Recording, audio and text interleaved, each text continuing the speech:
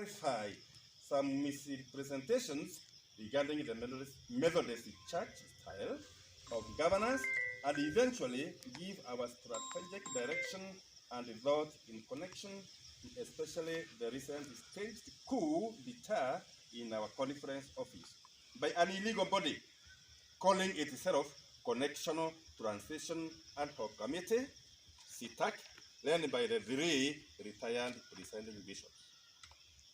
Methodist Church in Kenyan governance.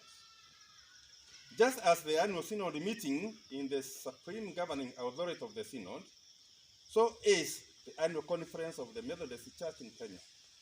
In the same vein, in between the annual meetings to conference, when the synod meeting or the annual conference is in recess, the authority is with the relevant standing committee.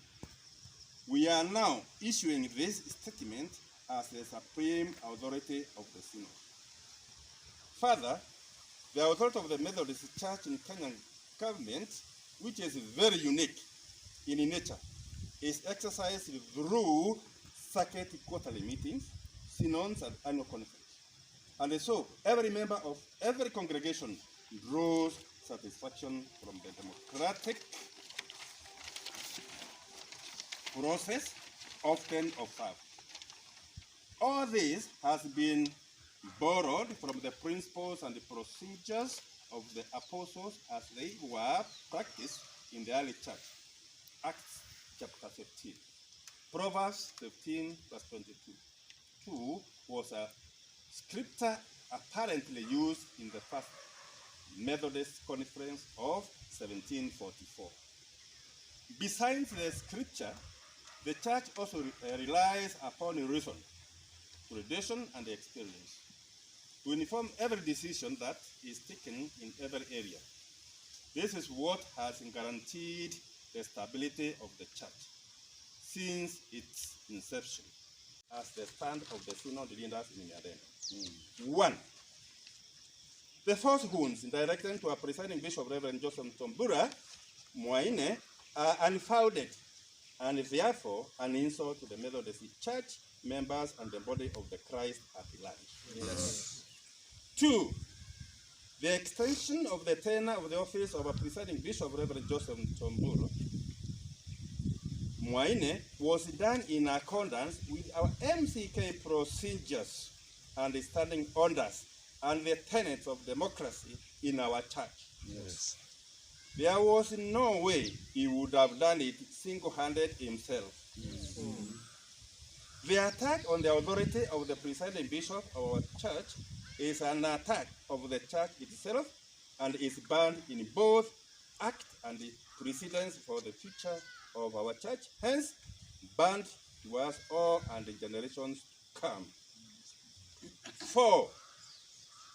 The bad example shown by our church patriarchs by leading a coup d'etat against the leadership of the church has shaken the foundation of the very church they once led, hence negatively impacting the unity and the posterity of the church.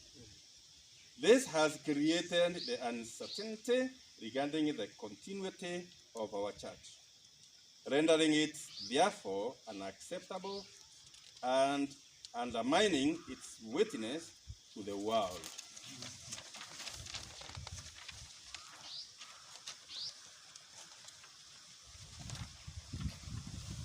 Five, those peddling falsehoods, engaging in insults, and trying to divide the synod by exerting unnecessary pressure on the synod to join CTAC and its illegal leadership should stop forthwith. Yes. There is no way Miathene Synod leadership will condone immoral, unchristian, and democratic behavior, something that does not agree with the doctrines and the traditions of the Methodist Church all over the world. Yes. This CTAC issue is a vehicle of confusion, division, Yes. and disunity in our church, and we encourage even those synods who subscribed to it to come out of it, rather